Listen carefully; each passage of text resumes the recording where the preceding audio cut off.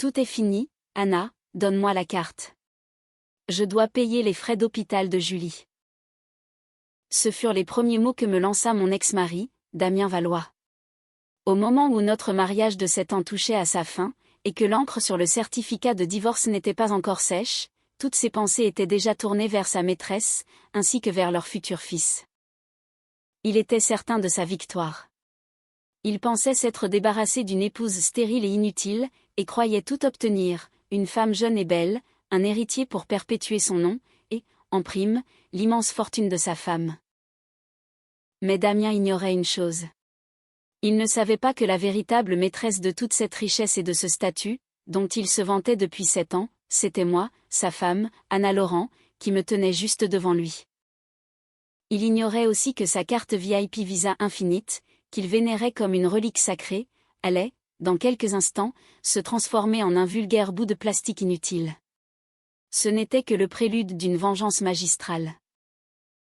Si vous voulez voir jusqu'au bout comment s'effondrera l'empire hypocrite de cet homme arrogant et de sa famille, abonnez-vous dès maintenant à la chaîne, Le Refuge du Cœur, et activez les notifications.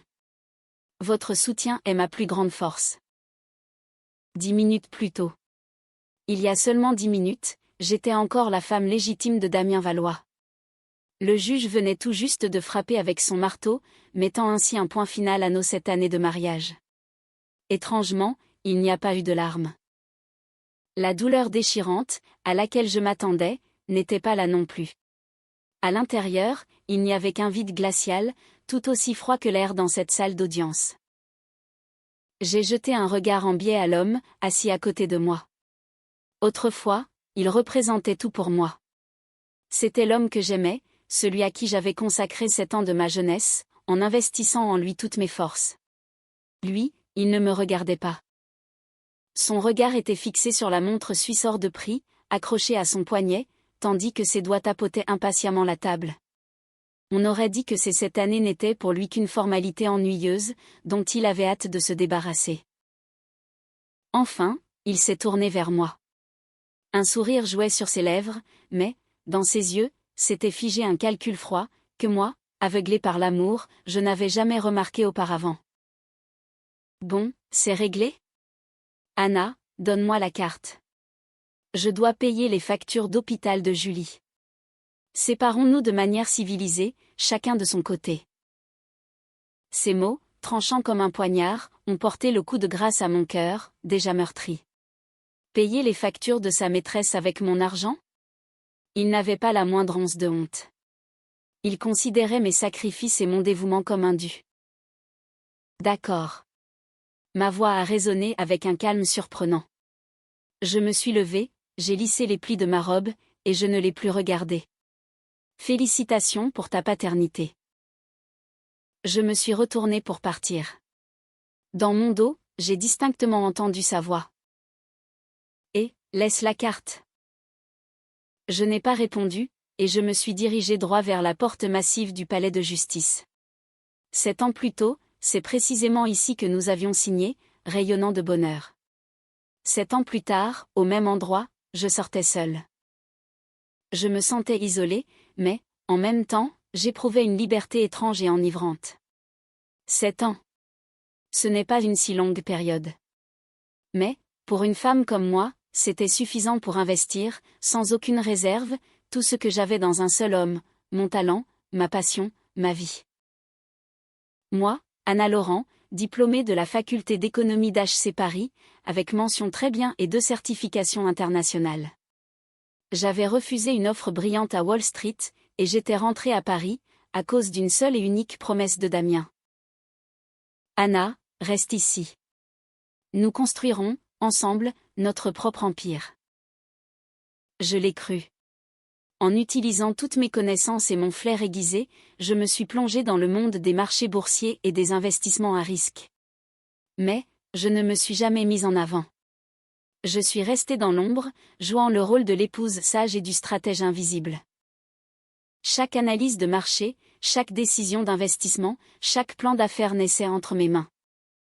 Quant à Damien, il n'avait plus qu'à enfiler des costumes de haute couture sur mesure, que j'achetais pour lui, à assister à des soirées mondaines, et à prononcer des discours que j'avais rédigés.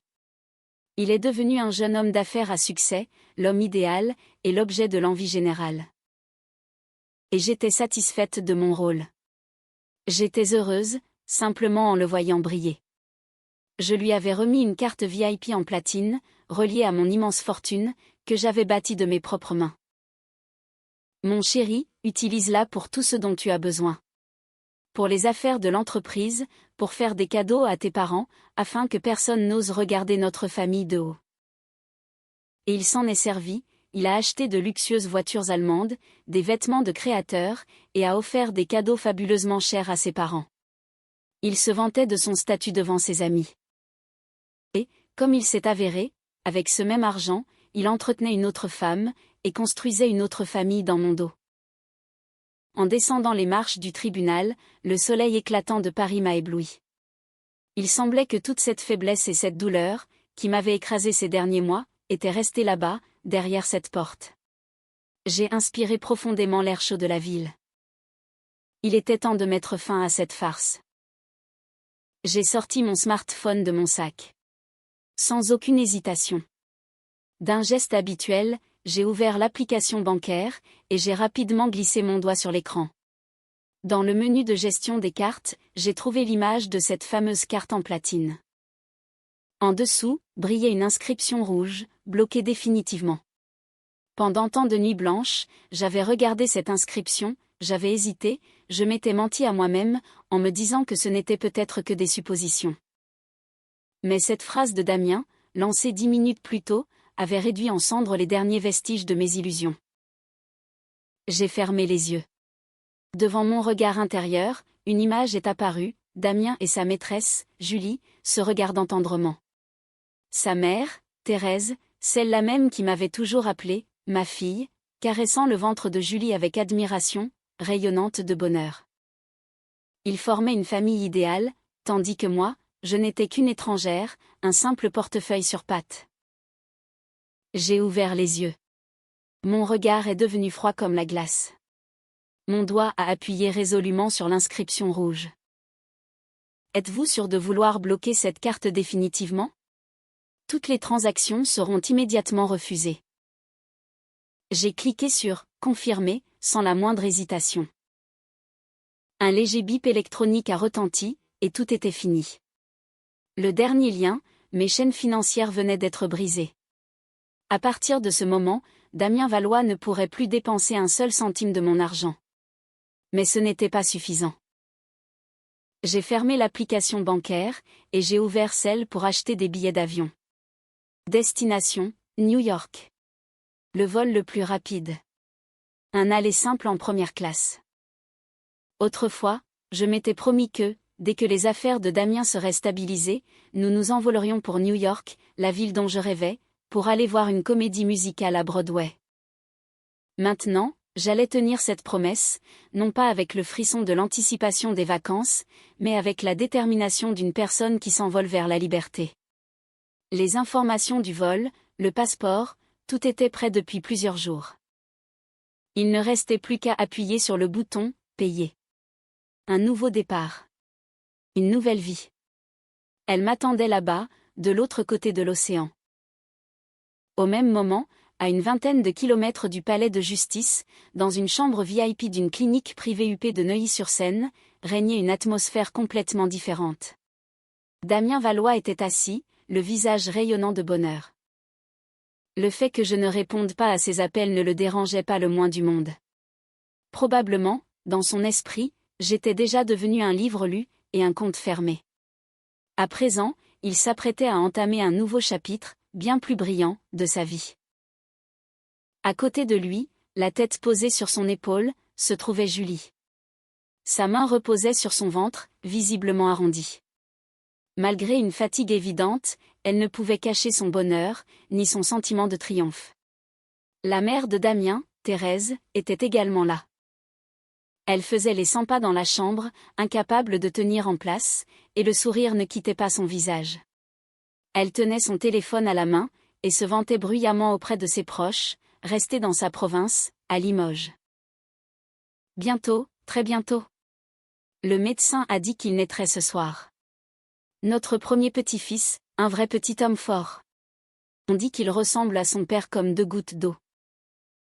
Elle regardait son fils et sa future belle-fille avec fierté. Son plan avait fonctionné à la perfection.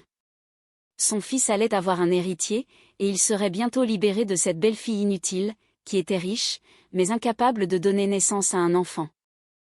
Et, surtout, elle était convaincue que, compte tenu de ma générosité et de ma culpabilité après le divorce, je donnerais à Damien, au minimum, la moitié de ma fortune. Ce qui signifiait que leur famille ferait son entrée, d'un seul coup, dans la haute société. Aïe, Damien, j'ai tellement mal au ventre, gémit soudainement Julie, le visage crispé. Damien a bondi. La panique s'est dessinée sur son visage. Que se passe-t-il? Ça a déjà commencé? Une infirmière est aussitôt entrée en courant dans la chambre. Les contractions commencent. L'accompagnant est prié de se rendre à l'accueil, de remplir les documents, et de verser la compte. Oui, bien sûr, autant que vous voulez. Dites-moi juste combien, a répondu Damien, avec assurance. La seule pensée de la carte en platine, qui se trouvait dans son portefeuille, lui donnait l'impression d'être le roi du monde. Il a rassuré Julie. Ma chérie, ne t'inquiète pas, allonge-toi. Je m'occupe de tout. Le meilleur forfait d'accouchement, la suite présidentielle, tu auras absolument ce qu'il y a de mieux. Et, gonflé de fierté, il s'est dirigé vers le comptoir d'accueil, accompagné de Thérèse. Dans son imagination, il se représentait déjà les regards envieux de son entourage, face à un mari et un fils aussi merveilleux. Mais, il ne savait pas. Il ignorait que cette mise en scène brillante, que sa famille lui avait si soigneusement construite, était sur le point de s'effondrer de la manière la plus pitoyable qui soit. Quelle serait sa réaction, lorsqu'il découvrirait que le symbole de pouvoir, qu'il tenait entre ses mains, s'était transformé en un bout de plastique inutile? Et quelle phrase du médecin allait le précipiter dans le gouffre de la vérité? Si cette histoire vous intéresse, n'oubliez pas de vous abonner à la chaîne, et d'activer les notifications. Ne manquez pas cette passionnante histoire de vengeance, qui est sur le point de commencer. Même au milieu de la nuit, à l'accueil de cette clinique huppée de Neuilly, il faisait clair comme en plein jour. La lumière froide des lampes fluorescentes éclairait le visage présomptueux de Damien Valois. Il a sorti, sans se presser, son coûteux portefeuille en cuir, celui-là même que je lui avais offert pour son anniversaire, et en a extrait l'étincelante carte VIP en platine. Il ne l'a pas tendue immédiatement à l'employé. Au lieu de cela, il l'a ostensiblement fait tourner entre ses doigts, pour que sa mère, et quelques personnes aux alentours, puissent bien l'observer. C'était le symbole du pouvoir et de la richesse, tout ce à quoi il avait aspiré durant toute sa vie. Il a tout sauté de manière théâtrale, puis il a prononcé, avec le ton d'un homme à succès qui maîtrise parfaitement la situation. Pour ma femme, le meilleur forfait. La suite présidentielle, des soins personnalisés. Tout ce que vous avez, uniquement le meilleur. L'argent n'est pas un problème. Sa voix résonnait avec autorité, comme s'il accordait une immense faveur. Debout à ses côtés, Thérèse affichait un large sourire satisfait. Quel fils merveilleux et attentionné elle avait. Bientôt, son ex-belle-fille serait renvoyée chez elle, avec une petite compensation financière, tandis que son fils obtiendrait un héritier, ainsi qu'une fortune colossale. Sa vieillesse s'annonçait tellement brillante. Avec un sourire sûr de lui, il a tendu la carte à l'employé. La jeune femme l'a prise avec admiration, et l'a glissée dans le terminal. Un bip électronique, sec et bref, a retenti. Elle a froncé les sourcils, puis a passé la carte une seconde fois. Le même son s'est produit, et un avertissement rouge s'est affiché sur l'écran. Excusez-moi, monsieur, la jeune fille a levé la tête avec hésitation. Le paiement est refusé. Le sourire s'est instantanément figé sur le visage de Damien. Son assurance a rapidement cédé la place à l'irritation. Comment ça, refusé? Vérifiez votre terminal. Il est impossible que cette carte ne fonctionne pas, a-t-il aboyé, contrarié de se ridiculiser devant sa mère. Je suis désolé, mais j'ai essayé 2 fois, le visage de la jeune fille exprimait un grand embarras. Peut-être devriez-vous contacter votre banque? N'importe quoi, a marmonné Damien, en sortant néanmoins le dernier modèle de son smartphone. Il ne voulait pas faire d'esclandre à cet endroit. Il a composé le numéro, dont il se vantait si souvent devant ses amis. La ligne VIP de sa banque. La connexion a été presque immédiate. BNP Paribas Infinite, bonjour, monsieur Valois. Comment puis-je vous aider, a résonné la voix aimable de l'opératrice. Vérifiez ma carte immédiatement, a ordonné Damien, d'un ton impérieux. Je suis à l'hôpital, et la carte ne passe pas. Au bout du fil, un silence s'est installé, suivi par le cliquetis d'un clavier. Lorsque l'opératrice a repris la parole, sa voix avait perdu toute son amabilité. Elle était devenue froide et formelle. Monsieur Valois, d'après les résultats de notre vérification, votre carte a été définitivement bloquée à la demande de la titulaire principale du compte, Madame Anna Laurent, aujourd'hui à 11h25. Ces mots ont résonné comme un coup de tonnerre dans un ciel sans nuages. Damien est resté pétrifié. Définitivement bloqué ?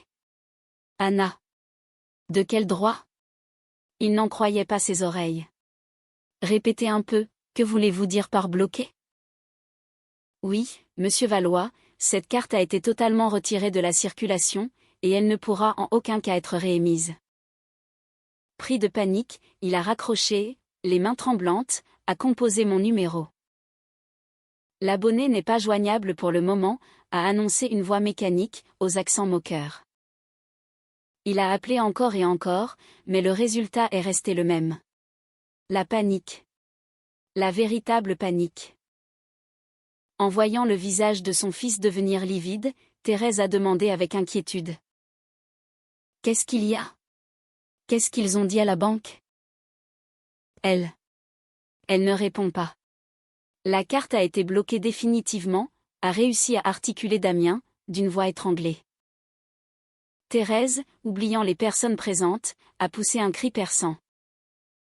Comment ça, bloqué ? Et pour quelle raison ? Tu as encore fait une bêtise ? Ou alors, cette garce a découvert pour Julie, et elle se venge exprès ? Je n'en sais rien, a hurlé Damien. La panique s'est muée en fureur. Ce matin, au tribunal, tout allait très bien. Elle m'a même félicité. Comment a-t-elle pu faire une chose pareille ? Thérèse a entamé son refrain habituel. Je te l'avais bien dit, avec ces petites bourgeoises, il faut toujours rester sur ses gardes. Regarde le résultat, le divorce est à peine prononcé. Qu'elle montre déjà son vrai visage. Que allons-nous faire maintenant ? Comment allons-nous payer ? Mon petit-fils va naître dans la rue, c'est ça ? Leur dispute a commencé à attirer l'attention. L'employé de l'accueil les regardait avec embarras. Excusez-moi, si cette carte ne fonctionne pas, pourriez-vous régler avec une autre carte, ou bien en espèces ? La patiente a urgemment besoin d'être hospitalisée. Acculé, le visage de Damien est devenu pourpre de honte et de colère. Il s'est tourné vers sa mère, et a murmuré. Maman, est-ce que tu as de l'argent sur toi ? Thérèse a écarquillé les yeux. Mon argent ? Comment veux-tu que je paie une clinique aussi hors de prix ? Tu te crois au marché ? Je n'ai que quelques milliers d'euros sur mon livret A. Finalement, après une longue dispute, Thérèse, en grinçant des dents, a retiré l'argent de ses économies pour verser une partie de la compte. Oubliez, la suite présidentielle et les soins exclusifs. Ils ont dû se contenter d'une chambre commune, partagée avec plusieurs autres personnes. Ce fut le premier coup, non pas physique, mais d'une humiliation profonde et cinglante. À cette heure précise, à des milliers de kilomètres de leur chaos et de leur humiliation, j'étais confortablement installé dans le fauteuil de première classe d'un Airbus A380. Un espace calme, un fauteuil en cuir douillet, convertible en lit. Une hôtesse venait tout juste de m'apporter une coupe de champagne prestigieux. De minuscules bulles montaient depuis le fond, scintillant sous la douce lumière de la cabine. J'ai fait légèrement tourner le verre, en regardant par le hublot. En dessous de moi, tels des champs de coton, s'étendaient d'infinis nuages blancs, dissimulant la ville bruyante et les souvenirs douloureux que je venais de quitter. Au lieu de ressentir une joie malsaine, j'éprouvais une profonde tranquillité, semblable à la surface lisse d'un lac en automne. Le blocage de la carte n'était que la première étape, une procédure strictement nécessaire pour briser les dernières chaînes. Cela ne m'a apporté aucune joie, seulement une clarté d'esprit glaciale. Je n'étais plus l'Anna d'hier. J'ai fermé les yeux. Les souvenirs de ces 7 dernières années ont défilé devant moi, comme au ralenti. Notre première année de mariage. Lors d'un dîner de famille, ma belle-mère faisait, devant moi, l'éloge de Julie. Notre petite Julie est tellement adorable. Certes, elle n'a pas fait de grandes études, mais regardez comment elle se comporte avec ses aînés, avec un tel respect. Chacune de ses paroles est comme du miel. Puis, en me jetant un regard narquois, elle avait ajouté, pas comme ces jeunes femmes d'aujourd'hui, qui ont toujours le nez plongé dans les livres, mais qui sont incapables d'aligner 2 mots. À ce moment-là, Damien s'était contenté de sourire, d'un air gêné, tandis qu'une douleur m'avait pincé le cœur. Mais j'avais mis cela sur le compte de sa franchise. Je me souviens aussi de cette nuit où, après avoir passé 3 jours sans dormir, je préparais un rapport analytique pour un projet immobilier majeur. Grâce à ce rapport, l'entreprise, fondée avec mon argent et enregistrée au nom de Damien, avait décroché un contrat de plusieurs millions d'euros. Lors du banquet célébrant ce succès, Damien, se tenant fièrement devant ses partenaires, avait déclaré : « Ce succès est le résultat de mes nuits blanches et de mes recherches minutieuses. » J'étais assise dans la même salle, mais il n'a pas mentionné mon nom une seule fois. Je me suis contentée de sourire, et de le féliciter. C'était amer. Mais je me consolais en me disant que sa réussite était aussi la mienne. Et puis, il y a eu ce jour fatidique, il y a 3 mois, où tous mes soupçons se sont transformés en certitude. Damien m'avait dit qu'il partait en voyage d'affaires à Lyon, mais, sur le relevé de compte reçu par courriel, figurait un paiement effectué dans une bijouterie de luxe, en plein centre de Paris. Je l'avais appelé, sous prétexte de prendre de ses nouvelles. D'une voix enjouée, il m'avait répondu qu'il était en pleine réunion à Lyon, et que la connexion était mauvaise. Ce mensonge éhonté m'avait brutalement réveillé de mon sommeil. J'avais engagé un détective privé, et la vérité s'était révélée bien plus cruelle que tout ce que j'aurais pu imaginer. Julie, l'hôpital, son ventre qui s'arrondissait. Je n'étais pas la reine dans mon propre château. Je n'étais qu'une simple marionnette dans leur pièce de théâtre. J'ai ouvert les yeux, et j'ai pris une gorgée de champagne. Un arrière-goût amer est resté sur ma langue. Le blocage de la carte n'est qu'une ouverture. Désormais, c'est ma propre pièce qui commence. Damien Valois, et toute votre famille, vous vous êtes tellement habitués à une vie bâtie sur mon argent, à ce luxe totalement factice. Eh bien, je vais tout vous reprendre, très lentement. Je vais vous forcer à affronter vos vrais visages, sans le moindre sou, et sans aucun statut.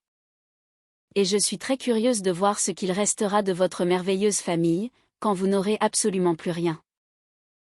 Le bourdonnement des moteurs de l'avion avait un effet apaisant. Pour la première fois depuis de nombreux mois, je ressentais une véritable paix intérieure. Ce vol ne m'emmenait pas simplement vers un nouveau pays. Il me ramenait vers moi-même, vers la vraie Anna Laurent. Pendant ce temps, de retour dans l'atmosphère étouffante de l'hôpital, Thérèse, après avoir péniblement payé la caution avec ses propres économies, s'est effondrée sur une chaise dans le couloir. Son visage était d'une pâleur cendrée. De son excitation initiale, il ne restait plus aucune trace, elle avait été remplacée par une fureur mêlée d'angoisse. Elle me maudissait sans interruption. Espèce de serpent ingrat, que j'ai réchauffé sur mon sein pendant 7 ans. Elle nous a trahis dès que l'occasion s'est présentée. Damien, adossé au mur dans un coin, avait toujours l'air complètement perdu. Il n'arrivait pas à comprendre pourquoi Anna avait agi avec tant de cruauté et de détermination. Elle avait toujours été si douce, toujours prête à pardonner. Savait-elle tout ? Un frisson lui a parcouru le dos à cette pensée, mais il l'a aussitôt chassée. C'était impossible. Il avait tout dissimulé à la perfection. Ce n'était qu'une simple crise de jalousie passagère. Il a de nouveau saisi son téléphone, et s'est mis à m'écrire des messages avec frénésie. « Anna, où es-tu ? Qu'est-ce que tu fais ? Tu te rends compte de ce que tu viens de faire ? Rappelle-moi immédiatement. Mais, en guise de réponse, il n'y avait que le silence. Chacun de ces messages s'envolait dans le vide. Les fondations du monde luxueux, qu'il considérait comme un droit acquis, commençaient à se fissurer. Il sentait l'approche d'une tempête, mais il ne comprenait ni d'où, ni comment elle allait frapper. Il ne savait qu'une chose, sa femme, qu'il avait toujours méprisée, s'était transformée en une inconnue terrifiante. L'ampoule rouge au-dessus de la porte de la salle d'opération, tel un œil géant, éclairait les visages angoissés de Damien et de Thérèse. Le grincement des brancards, les voix précipitées des médecins et des infirmières, l'odeur piquante du désinfectant, tout cela créait une atmosphère oppressante. D'une main tremblante, Damien a signé le consentement pour l'opération. De son écriture autrefois si confiante, il ne restait plus rien. Thérèse, les mains jointes, murmurait quelque chose, sans que l'on sache si elle priait pour la santé de Julie, ou pour celle de son premier petit-fils. Le temps s'écoulait avec une lenteur insoutenable. Chaque minute semblait durer une éternité. Damien faisait les 100 pas dans le couloir. L'inquiétude pour l'enfant à naître se mêlait aux pensées qu'il avait pour moi. Où était cette femme? Pourquoi agissait-elle de manière aussi cruelle? Avait-elle tout découvert? Non, c'était impossible, essayait-il de se rassurer. Son jeu avait été sans faille. Ce n'était qu'une jalousie de bonne femme. Une fois que tout cela serait terminé, il me retrouverait et il réglerait ses comptes. Oui, quand son fils naîtrait, il aurait son atout majeur entre les mains. Il pourrait exiger le partage des biens, voire même me faire chanter avec la garde, et alors, je reviendrais ramper à ses genoux.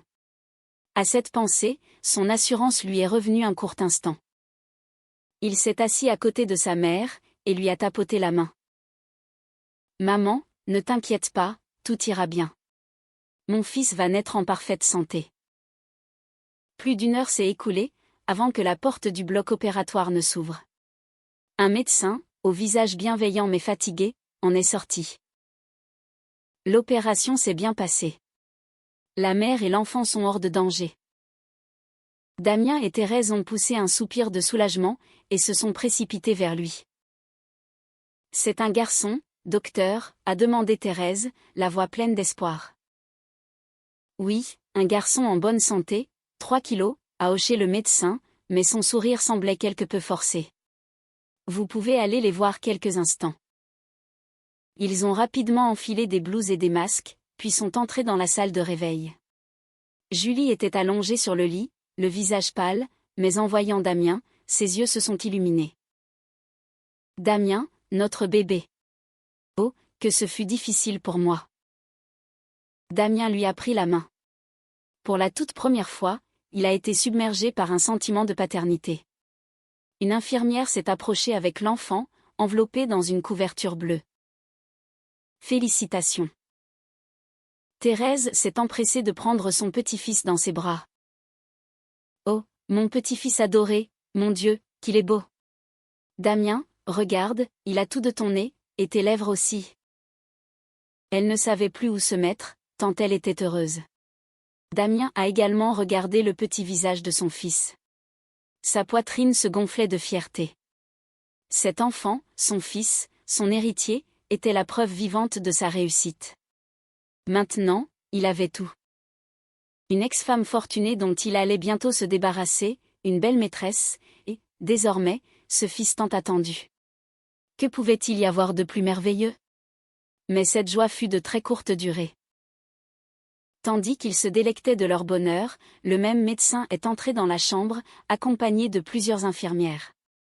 D'un geste de la main, il leur a demandé de faire moins de bruit, et a regardé Damien droit dans les yeux. Sur son visage, à la place d'un sourire de félicitation, se dessinait une expression étrangement sérieuse. « Monsieur Valois, j'ai besoin de vous parler. » À cause de sa voix grave et posée, l'air dans la pièce est devenu lourd. Thérèse a pressenti que quelque chose n'allait pas. Quelque chose ne va pas? Docteur, est-il arrivé quelque chose à mon petit-fils? Calmez-vous, s'il vous plaît, a dit le médecin, sans quitter Damien des yeux.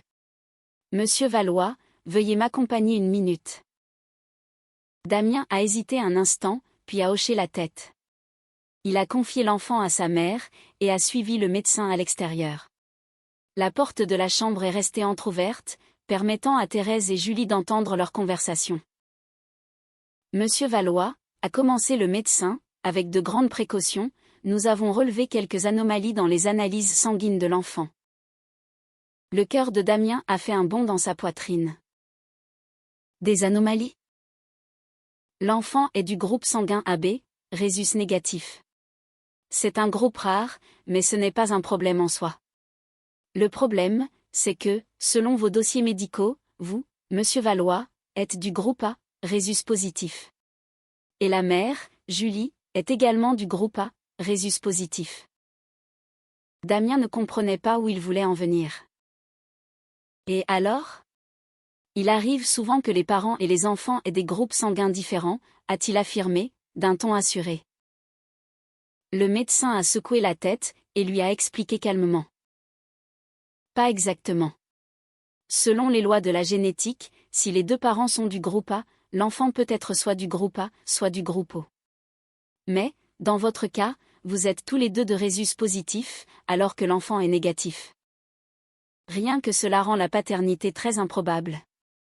Mais, fait plus décisif encore, nous avons procédé à un test génétique complémentaire, et les résultats excluent toute possibilité, tant d'un point de vue médical que génétique. En termes simples, le médecin a fait une pause, a plongé son regard dans les yeux écarquillés de terreur de Damien, et a prononcé une conclusion qui a résonné comme une sentence de mort. Selon les résultats de l'expertise ADN, vous, Monsieur Valois, n'êtes pas le père biologique de cet enfant. Le couloir de l'hôpital a été plongé dans un silence de plomb. Damien est resté figé, sentant le monde se dérober sous ses pieds. Il entendait distinctement les mots du médecin, mais son cerveau refusait catégoriquement de les assimiler. Il n'était pas le père. C'était impossible. Il a vacillé, et s'est appuyé contre le mur pour ne pas s'effondrer. Dans la chambre, Thérèse, qui avait tout entendu, est restée la bouche ouverte. Son regard est passé de Julie, alitée, à l'enfant qu'elle tenait dans ses bras. Sa vue s'est brouillée. Thérèse a poussé un cri strident, et s'est effondrée sur le sol. L'enfant a glissé de ses mains, mais, par chance, l'infirmière qui se trouvait juste à côté a pu le rattraper à temps. L'hôpital s'est instantanément transformé en asile de fous. Les cris des infirmières appelant le médecin, les pleurs de Julie, et le murmure délirant de Damien, non, c'est impossible. Tout s'est mélangé en un brouhaha tragique. Le paradis, qu'il venait tout juste de trouver, s'était changé en enfer en une fraction de seconde.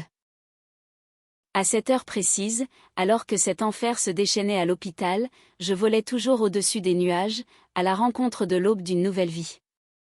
J'ignorais que le châtiment les avait rattrapés bien plus vite que je ne l'aurais imaginé. Parfois, la vengeance la plus cruelle, c'est tout simplement la vérité. À quel point cette histoire vous a-t-elle surpris? Comment Damien fera-t-il face à cette cruelle vérité, et qu'adviendra-t-il de Julie et de son enfant? Votre avis m'intéresse. Partagez vos émotions dans les commentaires. Vos retours sont la principale source d'inspiration pour la chaîne, Le Refuge du Cœur. Après 14 heures de vol, l'avion a atterri à l'aéroport JFK de New York, et j'ai senti une nouvelle force vitale m'envahir. Le ciel au-dessus de New York était d'un bleu incroyable, et l'air y était frais. Rien à voir avec l'atmosphère suffocante de Paris, que j'avais laissée derrière moi. Je me frayais un chemin à travers la foule, avec une petite valise à roulettes, mais, dans mon âme, régnait un calme surprenant. Fini les appels pour réclamer de l'argent, fini les regards suspicieux, fini les mensonges interminables. Ici, j'étais simplement Anna Laurent, une femme ordinaire qui recommençait sa vie à zéro. À la sortie du hall des arrivées, j'ai aperçu un visage familier qui me faisait de grands signes de la main. C'était Céline, ma seule amie proche depuis l'université. 10 ans plus tôt, Céline avait émigré à New York, où elle était devenue une architecte à succès. Elle a couru vers moi, et m'a serré très fort dans ses bras. Cette étreinte chaleureuse et puissante semblait avoir fait fondre tout le froid que j'avais dû traverser. Anna, tu es enfin là. J'étais folle d'inquiétude, la voix de Céline tremblait légèrement. Tu vas bien? Je vais très bien, ai-je souri sincèrement, pour la première fois depuis bien longtemps. Oui, mieux que jamais. Céline a scruté mon visage avec attention, et a hoché la tête. Tu as les traits tirés, mais tu as le feu dans les yeux. Allons chez moi. J'ai préparé un festin pour célébrer ta nouvelle naissance. La voiture de Céline glissait sur les larges rues propres. Par la fenêtre, défilaient les paysages pittoresques de New York. Son appartement se trouvait dans un complexe résidentiel haut de gamme au centre-ville, et les fenêtres panoramiques du salon offraient une vue imprenable sur la métropole. C'était précisément le paysage dont j'avais rêvé pendant si longtemps. Alors ? Impressionnant, a demandé Céline, debout, les bras croisés sur la poitrine. C'est encore mieux que ce que j'imaginais, ai-je dit, en prenant une profonde inspiration. Merci, Céline, d'être toujours là pour moi. Entre nous, pas de « merci » qui tienne. Si tu n'avais pas été là, j'aurais complètement raté la résistance des matériaux, et je n'aurais jamais fini mes études. Nous avons éclaté de rire. Ce rire pur et joyeux semblait avoir balayé toute ma tristesse. Ce soir-là, Céline avait effectivement préparé un dîner composé de tous mes plats préférés. Nous étions assises sur le balcon, buvant du vin et discutant. Je lui ai tout raconté, le blocage de la carte, le divorce, et ce qui s'était passé à l'hôpital. J'avais appris cette dernière nouvelle par l'intermédiaire de mes propres contacts. Après avoir tout écouté, Céline a secoué la tête. C'est bien vrai, on récolte ce que l'on sème. Ces gens étaient beaucoup trop avides et stupides. Mais Anna, m'a-t-elle regardé sérieusement, qu'est-ce que tu as l'intention de faire ensuite ? Tu vas rester ici un moment pour te reposer ? J'ai hoché la tête. Pour commencer, oui. J'ai besoin de temps pour mettre de l'ordre dans mes idées, et pour élaborer un plan. Et pour mes actifs ? Damien et sa famille ne vont pas abandonner si facilement, surtout lorsqu'ils apprendront que je ne suis pas ruinée. Je sais, ai-je dit en prenant une gorgée de vin, mais ils ne soupçonnent même pas que ce qu'ils revendiquent n'est que la partie émergée de l'iceberg. Céline a haussé les sourcils de surprise. Comment ça ? J'ai eu un sourire mystérieux. C'est mon plus grand secret.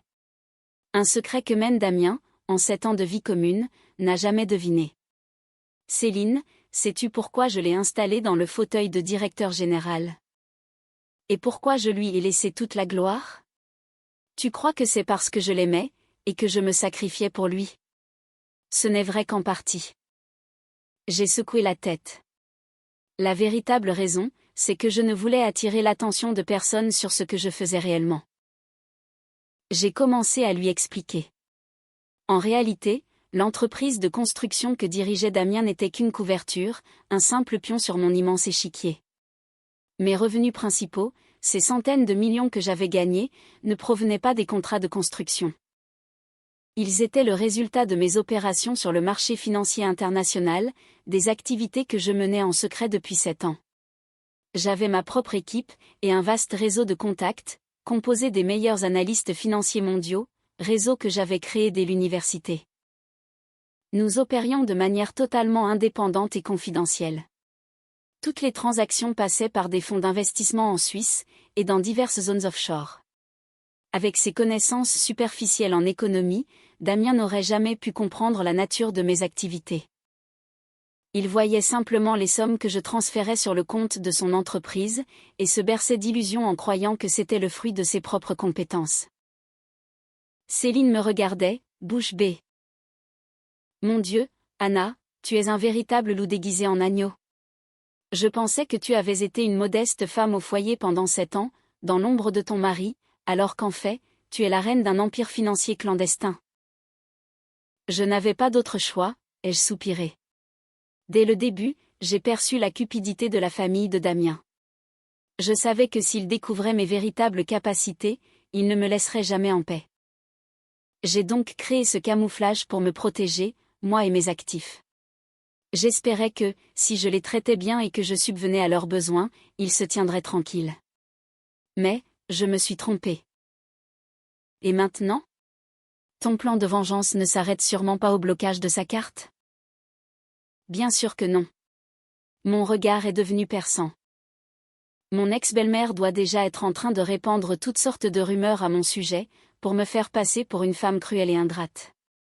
Eh bien, je vais leur montrer. Je vais leur montrer à quel point une brebis peut devenir terrifiante, lorsqu'elle retire sa toison. J'ai exposé mon plan à Céline. Je n'allais pas me précipiter. J'allais les laisser s'enfoncer encore plus profondément dans le bourbier qu'ils avaient eux-mêmes créé. Et, lorsqu'ils toucheraient le fond, au moment le plus pathétique et le plus désespéré, c'est là que je porterais le coup de grâce. Et il ne s'agirait pas seulement de récupérer mon dû. Ma voix est devenue glaciale. Je vais leur faire payer chaque mensonge, chaque tromperie, chaque petite larme que j'ai dû ravaler pendant ces 7 années. Ils vont comprendre à quel point le prix à payer peut être terrible, lorsqu'on met en colère une personne discrète. Céline m'observait attentivement. Dans ses yeux, il n'y avait aucune peur, mais un soutien inébranlable, et une profonde admiration. D'accord. Si tu as besoin de quoi que ce soit, je serai ton soutien le plus fiable. L'aube se levait sur New York.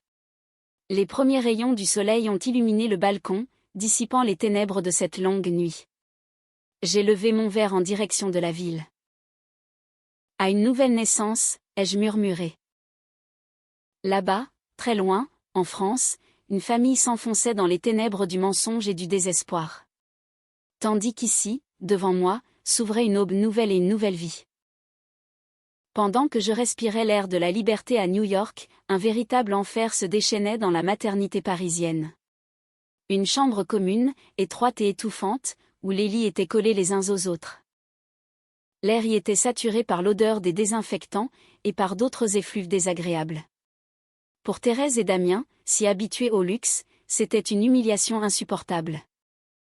Thérèse, reprenant ses esprits après son évanouissement, n'a même pas demandé des nouvelles de la santé de Julie ou de l'enfant. Elle s'est immédiatement jetée sur elle, en hurlant. Sale menteuse, arnaqueuse, comment as-tu osé tromper mon fils? C'est l'enfant de qui, que tu as ramené dans notre famille? Elle pointait son doigt au visage de Julie, qui, à bout de force, était allongée sur le lit et pleurait silencieusement. Thérèse, qu'est-ce que vous racontez? A articulé Julie avec difficulté, se sentant accusée à tort. C'est faux. Cet enfant est de Damien. Et en plus, tu le nies. Thérèse a tenté d'agripper les cheveux de Julie, mais les infirmières et les autres parturientes ont eu beaucoup de mal à la repousser. Le médecin a été très clair, avec vos groupes sanguins, il est impossible que cet enfant soit de vous. Dis la vérité. Avec qui es-tu allé batifoler? De qui portes-tu cet enfant? Damien, adossé au mur, se tenait là comme une statue de pierre. Sous l'effet du choc, il avait totalement perdu sa capacité de raisonner. Il n'arrivait plus à distinguer la réalité du cauchemar. Il n'entendait que les insultes de sa mère, les pleurs de Julie, et les cris du nourrisson. Tous ces bruits se mêlaient pour former une véritable torture. Lui qui était si fier de ce fils, qui s'en était vanté auprès de ses amis, qui avait fait des plans grandioses. Désormais, tout s'effondrait. L'enfant, qu'il considérait comme le sien, s'avérait être celui d'un autre homme. On l'avait trompé aux yeux du monde entier. Cette humiliation était bien pire que le blocage de sa carte, bien pire que la perte de son argent. Le scandale s'amplifiait, attirant l'attention de tout le service. Médecins et infirmières entraient sans cesse pour leur demander de se calmer, mais Thérèse avait déjà complètement perdu la raison. Taisez-vous. Qu'est-ce que vous y comprenez? Notre famille a été bernée. Cette fille est une usurpatrice. Julie, après avoir versé toutes ses larmes, a semblé retrouver des forces. Elle s'est assise sur son lit, et a regardé Thérèse droit dans les yeux. Dans son regard, il n'y avait plus la moindre trace de faiblesse. Il était aussi froid que de la glace. Qui traitez-vous d'usurpatrice? Regardez un peu votre précieux petit garçon. Est-ce qu'il est un homme si exceptionnel, pour que je lui reste fidèle? Qu'est-ce qu'il est, au fond? Un gigolo, qui vit au crochet des femmes. S'il n'y avait pas eu l'argent d'Anna, qu'aurait-il pu m'offrir, ne serait-ce qu'une seule journée? Les mots de Julie, tels des poignards, se sont enfoncés dans l'ego déjà meurtri de Damien. Il a bondi, et a levé le bras pour la frapper. Ferme-la. Mais Julie n'avait plus peur. Frappez-moi, allez-y, frappez. Montrez à tout le monde votre vrai visage, celui d'un misérable raté, qui a sucé le sang de son ex-femme. Le bras de Damien est resté figé en l'air. Il a jeté un regard autour de lui. Il sentait sur lui les regards des autres, lourds de curiosité et de mépris. Il a serré les dents, et a abaissé son poing. Julie a soudain éclaté de rire. Alors, vous n'en avez pas le cran? C'est bien ce que je pensais. Pathétique. Écoutez-moi bien, Damien. Et alors, si vous n'êtes pas le père de cet enfant? Le monde ne tourne pas autour de vous. Vous croyez vraiment que je vais pleurer pour un type comme vous? Quoi? Qu'est-ce que tu as dit? A balbutié Damien. Je n'ai plus besoin de vous, a martelé Julie. Vous, et votre petite maman chérie, vous me dégoûtez. Vous pensiez vraiment que je ne savais rien? Vous vous pavaniez en disant que vous alliez divorcer d'Anna, m'épouser, et m'offrir un statut social. Mais, en réalité, vous vouliez vous servir de moi. Vous vouliez que j'accouche pour ensuite faire chanter Anna avec cet enfant, et lui soutirer encore plus d'argent. Vous êtes tout simplement répugnant. L'intégralité du plan de Damien venait d'être exposée devant sa mère. Thérèse en est restée pétrifiée. Elle savait que son fils était calculateur, mais elle n'aurait jamais imaginé que son plan fût aussi abject. Comment? Comment peux-tu savoir? A demandé Damien, d'une voix tremblante. Vous me prenez pour une idiote, a ricané Julie. Vos conversations secrètes avec vos amis, vos confessions avinées. J'ai tout entendu. Je connaissais votre plan depuis longtemps. J'ai simplement gardé le silence, pour voir jusqu'où vous iriez. Elle a pris l'enfant dans ses bras, et s'est levée avec peine. C'est terminé. Entre nous, il n'y a plus rien. J'élèverai cet enfant toute seule. Il n'a pas besoin d'un père comme vous. Quant à vous, retournez vivre avec votre précieuse maman, et continuez de rêver à ses richesses. On verra bien comment vous survivrez, maintenant que la mangeoire est fermée. La porte de la chambre a claqué avec un fracas assourdissant. Damien et Thérèse sont restés plantés dans la pièce vide, totalement abasourdis. Le véritable enfer, ce n'est pas la pauvreté. C'est le moment où tous les mensonges éclatent au grand jour, où tous les masques tombent, et où le véritable visage, dans toute sa laideur, se révèle. Damien s'est effondré sur le sol, et a pris sa tête entre ses mains. Il avait tout perdu, sa femme, son argent, son enfant, et son honneur. Thérèse regardait fixement la porte fermée, d'un air hébété. Elle n'avait même plus la force de jurer. Dans sa tête, une seule question résonnait, que va-t-il se passer maintenant? Elle ignorait que ce n'était que le début. Qu'un secret bien plus terrible, un secret qu'elle gardait précieusement depuis des décennies, allait bientôt être révélé par cette même femme qu'elle venait de chasser. Et, à ce moment-là, ce ne serait pas seulement son fils qui s'effondrerait, mais sa famille tout entière. Le choc subi à l'hôpital a fini de briser la famille de Damien. Thérèse, après avoir survécu à plusieurs évanouissements, a été contrainte d'accepter la cruelle réalité. Le petit-fils, tant attendu, n'était pas de son sang. Cette humiliation était bien plus douloureuse que la perte de l'argent. Elle a cessé de parler, et passait ses journées entières à fixer le vide.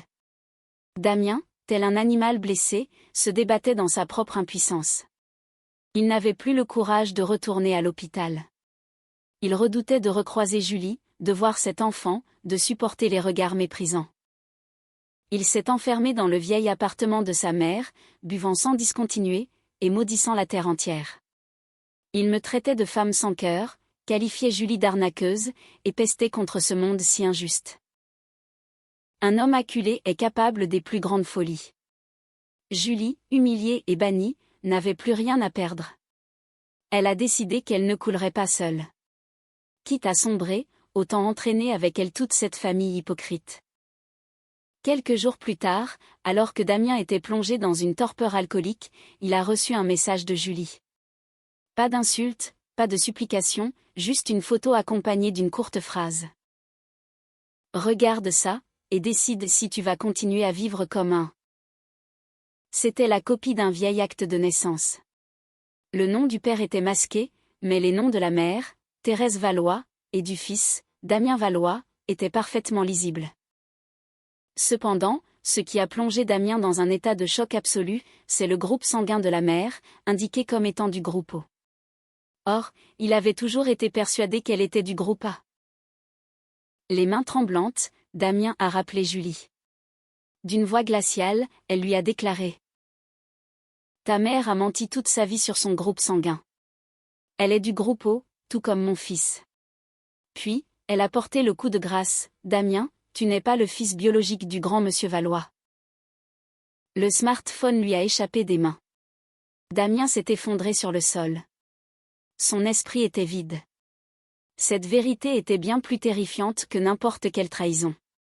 Elle détruisait les fondements mêmes de son existence. Il n'était pas l'héritier d'une famille respectable. Il n'était que le fruit de l'adultère de sa propre mère. Saisi par la folie, Damien a bondi hors de l'appartement et a conduit à tombeau ouvert jusqu'au domicile de ses parents. Il a frappé frénétiquement à la porte. Lorsque Thérèse, terrifiée, a ouvert, Damien lui a collé le smartphone brisé sous le nez.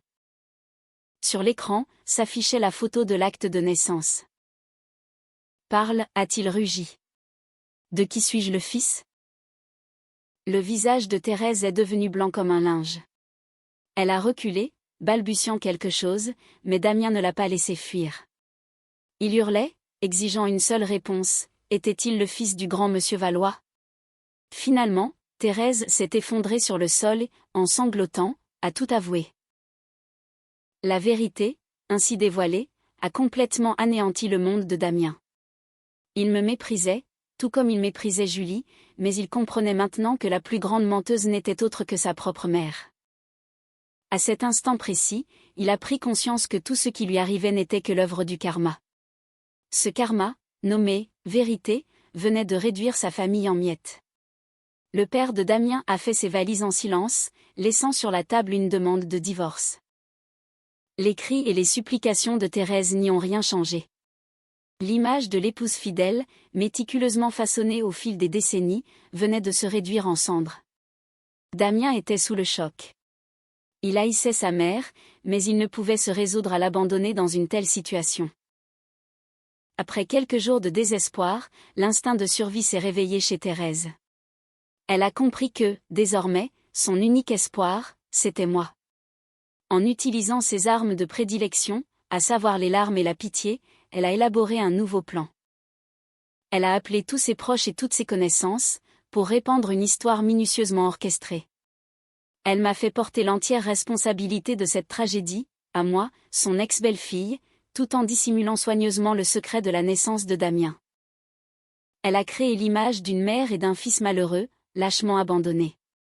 Thérèse a menti de manière éhontée, racontant que c'était moi qui, par jalousie et à cause de mon incapacité à avoir un enfant, avait délibérément détruit le bonheur de son fils. Elle m'a fait passer pour le bourreau, pour la femme cruelle qui avait quitté son mari, faisant ainsi de Damien une innocente victime. Ses larmes et ses récits larmoyants ont fini par porter leurs fruits. L'opinion publique a commencé à pencher en sa faveur. Elle est même allée jusqu'à rendre visite à d'anciens voisins, leur distribuant des cadeaux, et les suppliant de glisser un mot gentil en faveur de Damien. Son objectif était limpide, utiliser l'opinion publique pour me faire condamner au tribunal, et ainsi contester le partage des biens. C'était une guerre de l'information sale, mais redoutablement efficace. Cependant, elle ignorait que chacune de ses paroles mensongères était enregistrée. La toile qu'elle tissait s'est finalement refermée sur elle-même. Loin d'être en colère, j'ai éclaté de rire, et j'ai patiemment attendu le moment propice pour contre-attaquer. Au lieu de jouer le jeu de l'opinion publique, j'ai décidé de répondre par la voie légale. J'ai contacté mes avocats, et je les ai chargés de préparer 2 plaintes. L'une contre Thérèse, pour diffamation et atteinte à l'honneur et à la dignité, l'autre contre Damien, pour escroquerie en bande organisée et détournement de fonds. Avec pour exigence le remboursement intégral, jusqu'au dernier centime, des 3 millions d'euros qu'il avait dépensés au cours de ces 7 années. Mon avocat était surpris, Pourquoi entamer une procédure pénale, alors que le divorce a déjà été prononcé? Mais je suis restée inflexible. Je ne voulais pas simplement remporter une victoire au tribunal, je voulais que justice soit faite. Je voulais que Damien soit puni par la loi. J'ai ordonné à mes avocats de diffuser un court communiqué de presse concernant le dépôt de ces plaintes, en soulignant bien que toutes les preuves seraient présentées lors du procès. Céline a qualifié cela de stratégie brillante, laisser la loi et la vérité parler d'elle-même. Comme prévu, à peine un jour plus tard, l'opinion publique avait fait un revirement à 180 degrés. Les poursuites pénales contre la mère et le fils ont poussé les gens à douter de ces histoires larmoyantes. Prise de panique, Thérèse a exigé de Damien qu'il vienne me supplier de retirer mes plaintes, mais ils étaient déjà tombés dans leur propre piège. Ils n'avaient pas compris que mon silence n'était que la préparation de ma vengeance. Je savais que ce n'était pas encore la fin, mais je n'avais plus la moindre crainte. De mon côté, j'avais la vérité, la justice, et un allié totalement inattendu. Pendant que la famille de Damien sombrait dans le chaos, Julie a elle aussi commencé à agir. Elle a décidé d'obtenir justice, pour le bien de son enfant. Après avoir reçu les résultats du test ADN, elle s'est souvenue que, lors de cette nuit fatidique, en plus de Damien, un autre homme était présent, prénommé Paul. Elle a retrouvé son numéro de téléphone, et l'a appelé. Après quelques hésitations, elle lui a tout avoué. Paul a écouté en silence, puis s'est enquis de l'enfant. Lorsqu'il a appris que le bébé était né prématurément, il lui a répondu. Je prends le premier avion pour rejoindre mon fils, j'ai déjà acheté le billet. Arrivé de sa ville natale, Paul a à peine posé les yeux sur le nourrisson pour comprendre qu'un test ADN n'était même pas nécessaire. Le bébé était son portrait craché. Il a pris le petit dans ses bras, a présenté ses excuses à Julie, et a promis de s'occuper d'eux, désormais. Quelques jours plus tard, le résultat de l'expertise a confirmé sa paternité à 99,99%. Très vite, Paul s'est présenté devant Damien et Thérèse. Il a déclaré que c'était son fils, et a exigé qu'il ne s'approche plus jamais d'eux. Il a dévisagé Damien avec mépris, lui a jeté une liasse de billets au visage en lui lançant « Tiens, c'est pour ta pauvreté », et lui a ordonné de déguerpir. À cet instant, Damien a perdu les derniers vestiges de son honneur et de sa dignité, mais leur tragédie ne s'est pas arrêtée là. Je me suis présentée au tribunal, et j'ai déclaré froidement que tous mes sentiments étaient morts le jour du divorce. Mon avocat a exigé que Damien rembourse les 3 millions d'euros, et qu'il renonce à toute prétention sur mon patrimoine. Face à des preuves accablantes, la partie adverse n'a rien pu rétorquer. Thérèse pleurait à chaudes larmes et implorait mon pardon, mais je suis restée de marbre. Souvenez-vous de ce que vous m'avez fait. Que la justice décide. J'ai déclaré à Damien. La faible Anna que tu as connue est morte, et tes larmes ne signifient plus rien pour moi. J'ai quitté la salle d'audience avec mon équipe d'avocats, sans même me retourner vers Damien et Thérèse, plongés dans le désespoir. Après ce cuisant échec au tribunal, ils ont compris que toute résistance était futile. Damien me bombardait de messages remplis de remords, et me suppliait de lui pardonner, mais je transmettais le tout à mes avocats, à titre de preuve. Face à mon absence de réaction, Thérèse a débarqué dans le hall de mon hôtel, s'est jetée à genoux, et a tenté de faire une scène devant tout le monde. Je l'ai froidement priée de sortir avec la sécurité, en menaçant d'appeler la police. Elle a été escortée vers la sortie, sous les rires moqueurs des personnes présentes. Une nuit, sous une pluie battante, Damien et Thérèse se sont agenouillés devant chez moi, implorant mon pardon. Je les ai observés depuis mon balcon, mais, dans mon âme, il n'y avait pas la moindre once de pitié. Leurs larmes n'étaient pas l'expression de remords, mais plutôt le désespoir de ceux qui venaient de tout perdre. Cette pluie était le prix à payer pour les 7 années de ma jeunesse, et pour toute ma confiance trahie. Le lendemain matin, ils avaient disparu. Ils avaient enfin compris que les larmes d'un traître ne sauraient acheter le pardon. Ils avaient perdu cette partie à plate couture, et je préparais mon coup de grâce, afin qu'ils réalisent que, dès le départ, ils n'avaient jamais eu la moindre chance de l'emporter. Quelques jours avant l'audience en appel, j'ai organisé, par l'intermédiaire de mes avocats, une toute dernière rencontre avec Damien. Dans la salle de conférence glaciale, il n'y avait que lui, moi, et mon avocat. Damien est arrivé à l'heure. En l'espace de quelques jours, il avait terriblement vieilli. Je lui ai clairement fait comprendre qu'il ne s'agissait pas de négociation, mais d'une simple explication des raisons de sa défaite. Je lui ai montré un relevé de mon compte dans une banque suisse. Dessus, figuraient des centaines de millions d'euros. Je lui ai expliqué, d'une voix calme, que ces quelques millions d'euros, provenant de la vente de l'entreprise, et sur lesquels il comptait tant, n'étaient en réalité que des intérêts. Que mes actifs principaux se trouvaient dans des fonds fiduciaires étrangers, auquel il n'aurait jamais accès, et que l'argent qu'il avait dépensé pendant 7 ans n'était qu'un appât que je lui avais jeté. Damien s'est brisé. Il a réalisé que, pendant qu'il se battait pour des miettes, tout avait été, depuis le tout début, entre mes mains.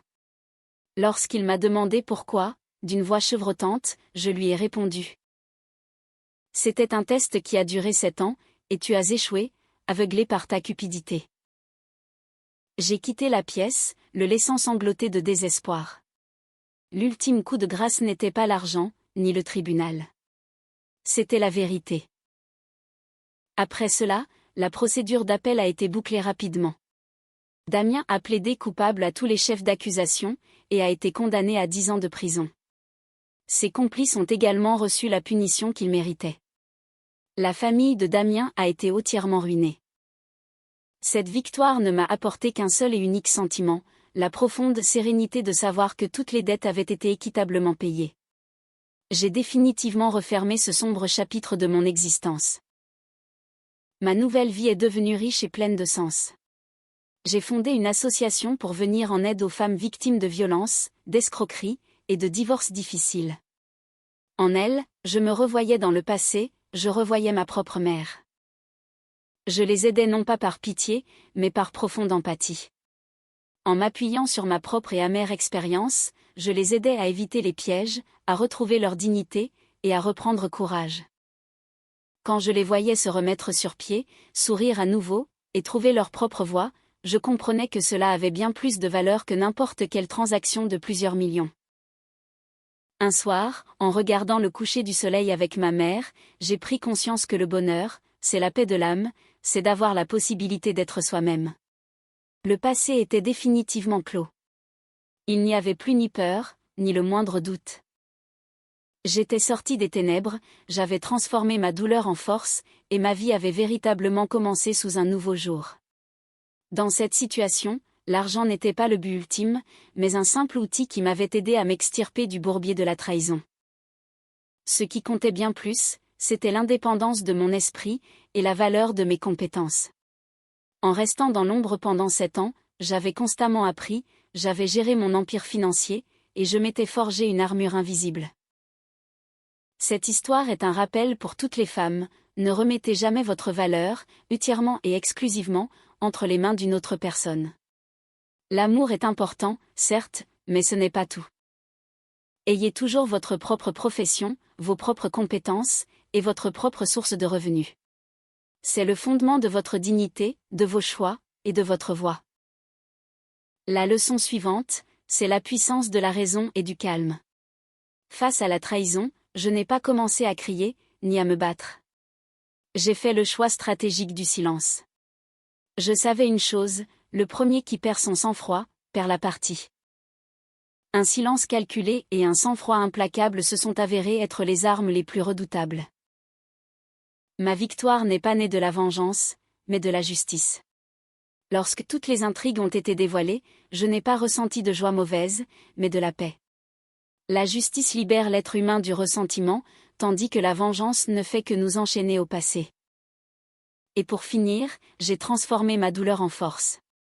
J'ai utilisé ma tragédie pour fonder une association, et allumer ainsi une lueur d'espoir pour d'autres femmes, perdues dans l'injustice et le désespoir. C'était une renaissance à un niveau bien supérieur. La douleur ne m'a pas détruite, et ne m'a pas rendue cynique. Bien au contraire, elle m'a endurcie, m'a rendue plus forte, meilleure, et, par-dessus tout, plus compatissante.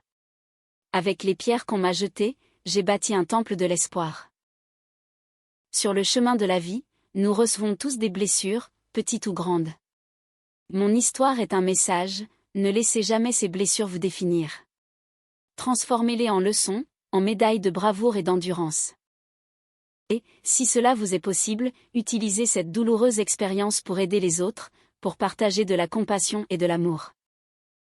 Lorsque vous êtes capable de transformer une douleur personnelle en un bien commun, vous remportez une véritable victoire, non seulement sur vos ennemis, mais sur le destin lui-même. C'est là que réside le sens profond, et absolu, du mot « renaissance ».